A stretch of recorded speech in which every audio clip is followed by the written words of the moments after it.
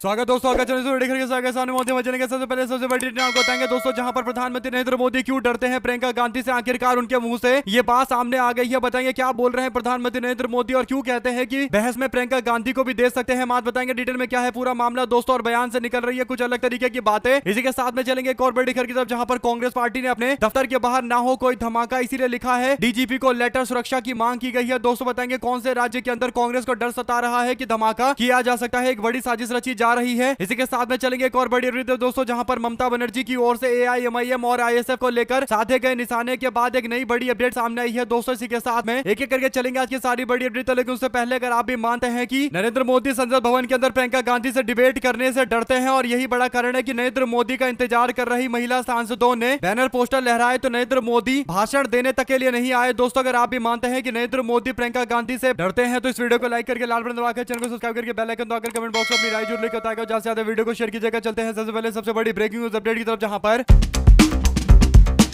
नरेंद्र मोदी केरल के वायनाड के अंदर पार्टी के कार्यकर्ताओं को संबोधित कर रहे थे। दोस्तों इस दौरान नरेंद्र मोदी भारतीय जनता पार्टी की कार्यकर्ता विनीता केके की तारीफ करते हुए कहते हैं कि अगर सार्वजनिक भाषण हो जाए तो प्रियंका गांधी से भी बेहतर प्रदर्शन कर सकती हैं। विनीता केके यानी भारतीय जनता पार्टी की कार्यकर्ता की तारीफ करते हुए दावा कर रहे हैं नरेंद्र मोदी की वो प्रियंका गांधी से भी बेहतर प्रदर्शन कर सकती है अगर बहस कराई जाए। तो इसका सीधा मतलब यह है दोस्तों की प्रधानमंत्री के भाषण को अगर आप देखेंगे तो वो कह रहे हैं कि बीजेपी की कार्यकर्ता प्रियंका गांधी से भी बेहतर कर सकती है। इसका सीधा मतलब यह है कि नरेंद्र मोदी मानते हैं कि प्रियंका गांधी बहस करने में निपुण है, यानी पूरी तरीके से एक दिग्गज है और उनसे भी बेहतर बीजेपी का कार्यकर्ता कर सकता है। यानी किसी भी चीज से तुलना तब की जाती है दोस्तों जब उसको बेस्ट माना जाता है और किसी व्यक्ति की तारीफ किसी बेस्ट चीज से की जाती है ताकि उस व्यक्ति की तारीफ हो जाए। और बीजेपी के कार्यकर्ता की तारीफ नरेंद्र मोदी कर रहे हैं, इसका सीधा मतलब यह है कि प्रियंका गांधी का नाम ले रहे हैं। तो इसका सीधा मतलब यह है कि नरेंद्र मोदी स्वीकार कर रहे हैं कि प्रियंका गांधी एक अच्छी बहस करने वाली वक्ता है और बहस अच्छा कर लेती है। और इसका सबसे बड़ा एग्जाम्पल तो तब देखने को मिला था जब नरेंद्र मोदी के लोकसभा में सिटिंग एरिया के पास महिला सांसद पहुंच गई थी नरेंद्र मोदी से सवाल पूछने के लिए दोस्तों। और क्योंकि प्रियंका गांधी और उनके साथ में महिला सांसद मौजूद थी तो इस बात को नरेंद्र मोदी और बीजेपी के लोग बर्दाश्त नहीं कर पाए। उनको डर लग रहा था कि कहीं प्रियंका गांधी बहस ना करने लगे और इसीलिए नरेंद्र मोदी भाषण देने के लिए नहीं आए। दोस्तों आधे घंटे से ज्यादा महिला सांसद इंतजार कर रही थी, लेकिन नरेंद्र मोदी को उस दिन भाषण देना था, इसके बावजूद वो नहीं आए। और कभी भी आप देखेंगे कि नरेंद्र मोदी प्रियंका गांधी से सीधी बहस नहीं करते दोस्तों, क्योंकि नरेंद्र मोदी और बीजेपी के लोग डरते हैं कि प्रियंका गांधी जिस तरीके की बहस करती है, अगर भारतीय जनता पार्टी का कोई नेता उनके पल्ले पड़ गया और उनके साथ बहस में उलझ गया तो फिर उसका राजनीतिक करियर ही बर्बाद हो जाएगा। यही बड़ा कारण है दोस्तों कि बीजेपी के लोग प्रियंका गांधी से बहस करने से बचते हैं। और नरेंद्र मोदी स्थानीय मीडिया को संबोधित करते हुए कह रहे हैं कि वायनाड के अंदर प्रियंका गांधी और बीजेपी के कार्यकर्ता का भाषण करवाया जाए, आपस में बहस करवाया जाए। अब सवाल ये उठता है दोस्तों कि नरेंद्र मोदी को एक बार वायनाड के मामले पर प्रियंका गांधी से संसद भवन के अंदर बहस कर लेना चाहिए। दोस्तों अगर नरेंद्र मोदी को लगता है कि प्रियंका गांधी वायनाड के मामले पर बहस नहीं कर सकती तो एक बार ट्राई करना चाहिए नरेंद्र मोदी को। दोस्तों वैसे भी नरेंद्र मोदी जो लिखा हुआ भाषण पढ़ते हैं तो उनको लगता है कि वो बहुत बड़े वक्ता हैं, जबकि प्रियंका गांधी दूर दूर तक कहीं कोई लिखा भाषण नहीं पढ़ती हैं दोस्तों, अपने मन से बोलती हैं और इसीलिए प्रियंका गांधी से बहस करने से डरते हैं नरेंद्र मोदी। यानी हिम्मत ही नहीं है कि संसद के अंदर बहस कर सके। ऐसे में अगर आप भी मानते हैं कि नरेंद्र मोदी को चुनौती स्वीकार करनी चाहिए और प्रियंका गांधी के साथ किसी भी मुद्दे पर बहस करना चाहिए, वैसे भी दोस्तों उम्मीद काफी कम है कि नरेंद्र मोदी कभी भी प्रियंका गांधी के साथ में बहस को स्वीकार करेंगे, क्योंकि जो प्रधानमंत्री देश के अंदर मीडिया के सामने इंटरव्यू नहीं दे सकता दोस्तों, यानी देश के अंदर प्रेस कॉन्फ्रेंस नहीं कर सकता, ओपन प्रेस कॉन्फ्रेंस नहीं कर सकता, उस प्रधानमंत्री से क्या उम्मीद जताई जाए कि वो प्रियंका गांधी से बहस करने की हिम्मत जुटा पाएंगे। आप लोग अपनी राय जरूर लेकर बताएगा। साथ साथ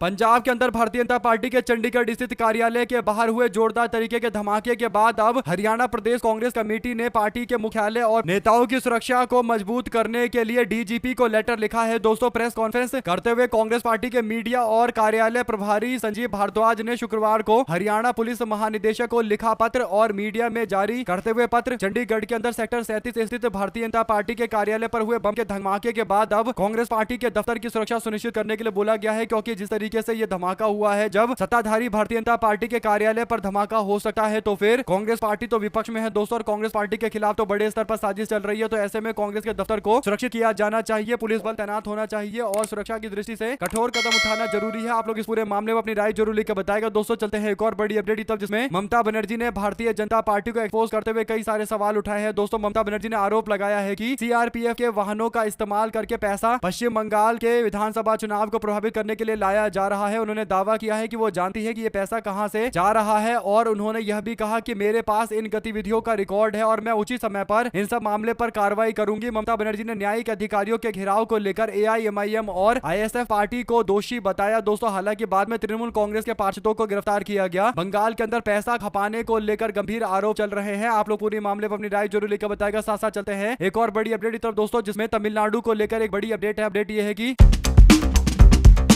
एआईएडीएमके और भारतीय जनता पार्टी के गठबंधन बनने के बाद एआईएडीएमके वाले बैकफुट पर है दोस्तों, क्योंकि एआईएडीएमके को लेकर डीएमके केवल एक ही मुद्दा बना रही है और मुद्दा यह है कि भारतीय जनता पार्टी जिसकी विचारधारा आरएसएस वाली है और संघ की विचारधारा तमिलनाडु की विचारधारा के खिलाफ है, यानी अंबेडकर और पेरियार के खिलाफ है। और इसीलिए भारतीय जनता पार्टी के साथ गठबंधन बनाने पर एआईएडीएमके पर डीएमके ने निशाना साधा दोस्तों। और डीएमके ने कहा कि एआईएडीएमके तो चुनाव के अंदर लड़ाई से तभी बाहर हो गई थी जब उसने भारतीय जनता पार्टी के साथ में गठबंधन कर लिया था। ऐसे में दोस्तों डीएमके के सांसद कन्निमोझी करुणानिधि ने शुक्रवार को कहा कि भारतीय जनता पार्टी के साथ गठबंधन करने वाले राजनीतिक पार्टियों का भविष्य तमिलनाडु के अंदर पूरी तरीके से बर्बाद है, अंधकार में है। और उन्होंने एआईएडीएमके और बीजेपी के संबंधों को लेकर कहा कि ये तो विश्वासघाती गठबंधन इन्होंने बनाया है। राज्य की जनता और कार्यकर्ताओं के साथ बीजेपी के साथ हाथ मिलाकर एआईएडीएमके ने विश्वासघात किया है। नीला कोटाई विधानसभा क्षेत्र के अंदर डीएमके के उम्मीदवार नाग ज्योति के प्रचार करते हुए कन्निमोझी ने एआईएडीएमके के नेता ई पलानीस्वामी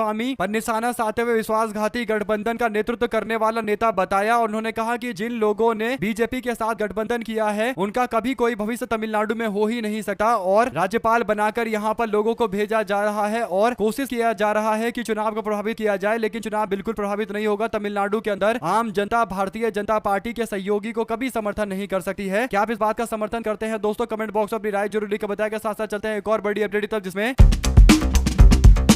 गुजरात के अमरेठ सीट पर हो रहे उपचुनाव में कांग्रेस पार्टी ने भृगुराज सिंह चौहान को अपना उम्मीदवार बनाया है। पार्टी की ओर से मल्लिकार्जुन खड़गे ने जानकारी दी है दोस्तों। उमरेठ विधानसभा सीट गुजरात के अंदर उपचुनाव के लिए जा रही है। उमरेठ विधानसभा क्षेत्र में पिछली बार बीजेपी के गोविंद भाई परमार चुनाव जीते थे। दूसरे नंबर पर एनसीपी का उम्मीदवार था दोस्तों और इंडिपेंडेंट उम्मीदवार को 5000 वोट मिले थे, यानी एनसीपी के उम्मीदवार को कांग्रेस ने टिकट देकर मैदान में उतारा था। जयंत भाई पटेल को 68,000 वोट मिले थे दोस्तों और तकरीबन 28,000 वोटों से यहां पर भारतीय जनता पार्टी का उम्मीदवार चुनाव जीता था। ऐसे में दोस्तों इस सीट पर कांग्रेस पार्टी इस बार खुद का उम्मीदवार उतार रही है। कांग्रेस पार्टी की ओर से भृगुराज सिंह चौहान को मैदान में उतारा जा रहा है, जबकि परिवार के व्यक्ति को बीजेपी ने टिकट देकर चुनावी मैदान में उतारा है। दोस्तों अब देखते हैं गुजरात के अंदर अमरेठ की सीट पर किस तरीके का नतीजा आता है, क्योंकि उपचुनाव जीतकर कांग्रेस पार्टी एक बड़ा मैसेज गुजरात में भेज सकती है। इसके लिए जरूरी है कि पार्टी के कार्यकर्ता ये सुनिश्चित करे कि ये सीट पार्टी के खाते में जाए। अब देखते हैं दोस्तों किस तरीके का रिजल्ट होता है। काफी कसमकस वाला ये चुनाव होने वाला है और काफी ज्यादा जद्दोजहद करनी पड़ेगी कांग्रेस पार्टी को इस सीट को जीतने के लिए, और एक सीट कहीं ना कहीं कांग्रेस पार्टी के लिए एक बहुत बड़ी चुनौती है। दोस्तों साथ साथ चलते हैं एक और बड़ी अपडेट की तरफ, जिसमें कांग्रेस पार्टी उत्तर प्रदेश के अंदर अमेठी जिले के कई सीटों पर अपनी दावेदारी को मजबूत कर रही है। दोस्तों अमेठी और रायबरेली के अंदर कांग्रेस पार्टी का अभी की स्थिति में एक भी विधायक नहीं है, जबकि सांसदी की दोनों सीटें कांग्रेस के पास में है। दोस्तों ऐसे में अमेठी और रायबरेली के अंदर विधानसभा चुनाव में कांग्रेस पार्टी अपना दबदबा दिखाना चाहती है, इसलिए पार्टी नए नए उम्मीदवार मैदान में उतार रही है, नए उम्मीदवार तैयार कर रही है। दोस्तों सुशील पासी और विजय पासी के साथ साथ सुधा द्विवेदी और दीपक सिंह जैसे लोगों को कांग्रेस पार्टी आगे कर रही है, जिनको रायबरेली और अमेठी से चुनावी मैदान में उतारा जाएगा और सुनिश्चित किया जाएगा कि कांग्रेस पार्टी रायबरेली और अमेठी से ज्यादा सीटें जीते। कम से कम 4 सीटें तो कांग्रेस पार्टी इन उम्मीदवारों के नाम पर जीतने की स्थिति में आ रही है। आगे देखते हैं होता है क्या। साथ साथ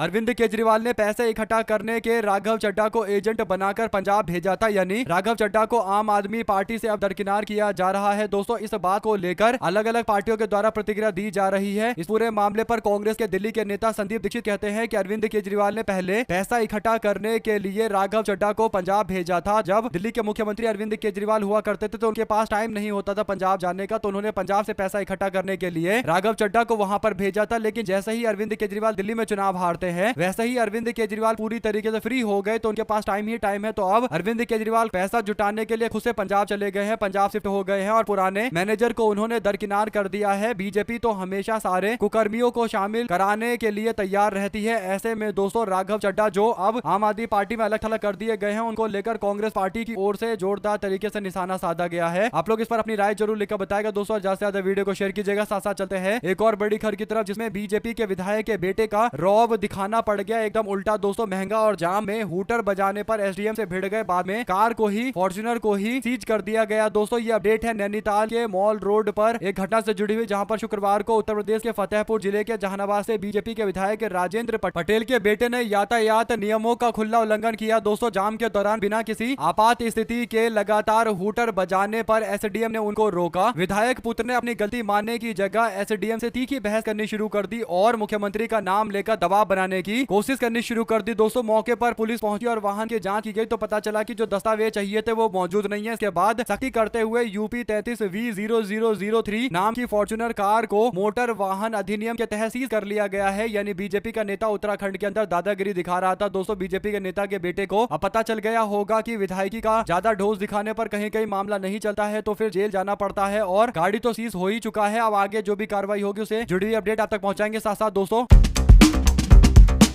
कांग्रेस पार्टी के नेता जयराम रमेश ने किरण रिजिजू के द्वारा लगातार कांग्रेस पार्टी और विपक्ष पर दबाव बनाए जाने को लेकर निशाना साधा है। दोस्तों जयराम रमेश ने एक बयान जारी करते हुए कहा कि भारतीय जनता पार्टी के मंत्री, संसदीय कार्य मंत्री किरण रिजिजू ने एक तरफा निर्णय लिया कि 16 तारीख, 17 तारीख और 18 अप्रैल को विशेष सत्र बुलाया जाएगा। यानी विशेष सत्र में महिलाओं के आरक्षण को लेकर चर्चा की जाएगी। दोस्तों और ये जो चर्चा होगी वो 3 दिन 16, 17, 18 तारीख को होगी और उसके बाद से कांग्रेस पार्टी महिला विरोधी है, इस तरीके से एक पूरा एजेंडा चलाया जाएगा। दोस्तों 3-4 दिन जब तक 23 तारीख को तमिलनाडु और पश्चिम बंगाल में वोट नहीं डाल दिए जाएंगे। और आप लोग जानते हैं कि महिला वोटों को प्रभावित करने के लिए सुनियोजित तरीके से पूरा कार्यक्रम चलाया जाएगा और कांग्रेस पार्टी को पता है कि किस मानसिकता के तहत ये सारा काम किया जा रहा है और अचानक से 16, 17 और 18 तारीख को बैठक बुलाई जा रही है। अगर वाकई बीजेपी को महिलाओं को लेकर चिंता होती, आरक्षण के बारे में चर्चा करनी होती तो जब चुनाव खत्म हो जाते, रिजल्ट आ जाता तो उसके बाद चर्चा कराते। दोस्तों वैसे भी 2029 का चुनाव तो अभी काफी दूर है। ऐसे में भारतीय जनता पार्टी ये बीच चुनाव में क्यों डिस्कशन करा रही है, सबको पता है। दोस्तों इसके पीछे क्या मानसिकता है। 16 तारीख, 17 तारीख, 18 तारीख को जो ये चर्चा होने वाली है, खासकर दोस्तों महिला आरक्षण के मामले को लेकर चर्चा होगी और आचार संहिता जब लागू है तब ये चर्चा होगी। आप लोग इस पूरे मामले अपनी राय जरूर लेकर बताएगा और ज्यादा से ज्यादा वीडियो को शेयर कीजिएगा। साथ साथ चलते हैं एक और बड़ी अपडेट तब दोस्तों, जहां पर लोग पोल, ओपिनियन पोल ने आखिरकार केरला को लेकर अपने आंकड़े जारी कर दिए हैं। दोस्तों केरल में पहले कांग्रेस पार्टी का चुनाव बुरी तरीके से फंस रहा था, यानी कांग्रेस पार्टी काफी कम अंतर से चुनाव जीत रही थी। 70 सीटें कांग्रेस को चाहिए सरकार बनाने के लिए और कांग्रेस पार्टी 68-69 सीटें शुरू कर रही थी, 82 तक जा रही थी दोस्तों। लेकिन अब कांग्रेस पार्टी की जो मिनिमम सीटें हैं वो 77 से शुरू होती है। इसका मतलब बहुमत से कांग्रेस पार्टी 7 एक्स्ट्रा सीट लेकर चुनाव जीत रही है, यानी मिनिमम 77 सीटें जीतेगी। इसका मतलब अगर ये गलत भी हो जाए और 10% सीटें भी कांग्रेस की कम हो जाए तब भी कांग्रेस पार्टी बहुमत का आंकड़ा हासिल कर लेगी, यानी 10% का एक्स्ट्रा एडवांटेज लेकर इन सर्वे के अंदर कांग्रेस पार्टी को दिखाया जा रहा है, जो एक बहुत बड़ी बात है। दोस्तों अगर आप भी मानते हैं कि कहीं ना कहीं आने वाले दिनों के अंदर केरल के चुनाव के अंदर स्थिति पूरी तरीके से पलटेगी और कांग्रेस पार्टी 2/3 बहुमत तक पहुंच जाएगी, क्योंकि 100 का आंकड़ा अगर कांग्रेस हासिल करती है तो केरला में 5 साल तक सरकार डंके की चोट पर मजबूती के साथ चलेगी। जो भी आपकी राय है दोस्तों लिखकर जरूर बताएगा, ज्यादा से ज्यादा वीडियो को शेयर कीजिएगा। साथ साथ चलते हैं एक और बड़ी खबर की तरफ, जहां पर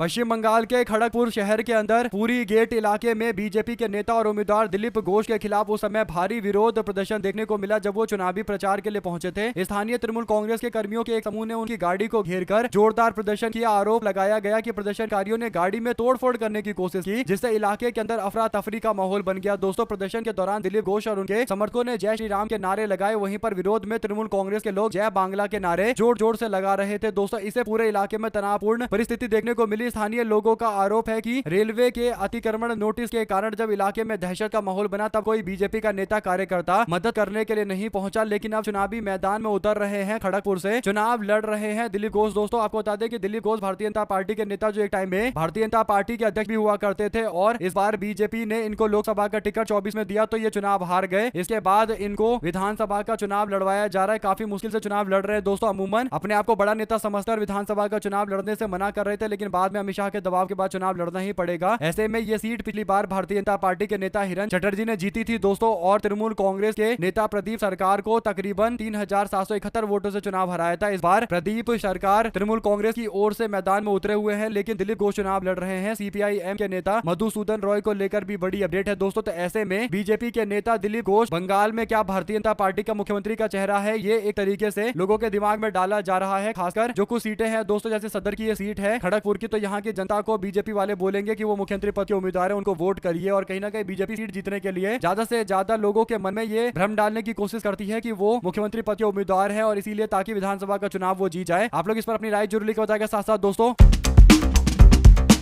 बीजेपी ने तमिलनाडु के अंदर अपने कई सारे उम्मीदवारों को टिकट देकर मैदान में उतारा है। 27 सीटें बीजेपी को AIADMK गठबंधन में लड़ने के लिए मिला है दोस्तों, और बीजेपी ने 27 की 27 सीटों पर उम्मीदवारों का ऐलान कर दिया है। एक तो सीट है भारतीय जनता पार्टी की अवार्डी की सीट, जहां से बीजेपी ने M राजा सिम्हा महेंद्र को मैदान में उतारा है दोस्तों। दूसरा मइलापोर, जहां से तमिल साई सुंदरराजन को मैदान में उतारा जा रहा है। तमिल साई सुंदरराजन वही बीजेपी की नेत्री है दोस्तों, जो तमिलनाडु के अंदर गवर्नर बनाकर एक टाइम में भेजी गई थी और भारतीय जनता पार्टी ने इनको गवर्नर बनाया। उसके बाद गवर्नर के पोस्ट से इस्तीफा देकर अब विधानसभा का चुनाव लड़वाया जा रहा है। एक और सीट है थाली की, जहां से नागेश कुमार को बीजेपी चुनाव लड़वा रही है और तुरनामल्लई से सी एलू मल्लई को मैदान में उतारा गया है। इसी तरीके से हर सीट पर बीजेपी ने अपने उम्मीदवार उतारे हैं दोस्तों। 27 सीटों पर भाजपा के ये उम्मीदवार उतरे हुए हैं। उसमें से अगर आप देखेंगे तो बीजेपी के लिए जीतने के लिए बमुश्किल 5 सीटें हैं दोस्तों। और उससे बड़ी बात यह है कि भारतीय जनता पार्टी ने अन्नामलई, जो कि अन्नामलई जिनके नेतृत्व में बीजेपी दावा कर रही थी कि तमिलनाडु के अंदर उनका बहुत बड़ा विस्तार हो गया है, जबकि हकीकत यह है कि बीजेपी विधानसभा में पूरी तरीके से एक सीट जीतने की स्थिति में नहीं होती दोस्तों। ऐसे में कि अन्नामलई जो बीजेपी के नाम पर कहीं ना कहीं इंस्टाग्राम पर तमिलनाडु में माहौल बना रहे थे, उन्हें लेकर ये अपडेट है कि भारतीय जनता पार्टी ने उनको भी टिकट नहीं दिया, मैदान में नहीं उतारा। आप लोग अपनी राय जरूर लिखकर बताएगा दोस्तों। ज्यादा से ज्यादा वीडियो को शेयर कीजिएगा। साथ साथ चलते हैं एक और बड़ी खबर की तरफ, जिसमें आम आदमी पार्टी के राज्यसभा के सांसद राघव चड्ढा ने सोशल मीडिया के माध्यम से आम आदमी पार्टी के नेताओं को फटकार लगाई दोस्तों। उन्होंने कहा कि उन्हें जनता से जुड़े मुद्दे उठाने की ये सजा दी गई है। हाल ही में पार्टी द्वारा उन्हें राज्यसभा में उपनेता डिप्टी लीडर के पोस्ट पर हटाए जाने के बाद ये बयान और महत्वपूर्ण माना जा रहा है। राघव चड्ढा ने पंजाब से राज्यसभा के सांसद और उनका कार्यकाल 2022 से 2028 तक है, ये जानकारी दी। उन्होंने कहा कि मुझे खामोश करवाया जा रहा है, लेकिन मैं हार नहीं मानूंगा। उन्होंने कहा कि उनकी आवाज को दबाने की हर संभव कोशिश की जा रही है, लेकिन वो आम आदमी की लड़ाई के लिए लगातार आगे संघर्ष करते रहेंगे। सोशल मीडिया पर उन्होंने वीडियो साझा किया है दोस्तों। इसके बाद आम आदमी पार्टी के नेत्री आतिशी ने भी वीडियो जारी किया है, संजय सिंह ने भी वीडियो जारी किया है और सौरभ भारद्वाज ने भी वीडियो जारी किया है। सबने मिलकर जोरदार तरीके से राघव चड्ढा को निशाने पर लिया है दोस्तों। तो राघव चड्ढा पूरी तरीके से चारों तरफ से अब घिर रहे हैं। आम आदमी पार्टी के अंदर से आवाजें उठनी शुरू हो गई है। आप लोग इस पूरे मामले में अपनी राय जरूर लिखकर बताएगा। साथ साथ चलते हैं एक और बड़ी खबर की तरफ दोस्तों, जिसमें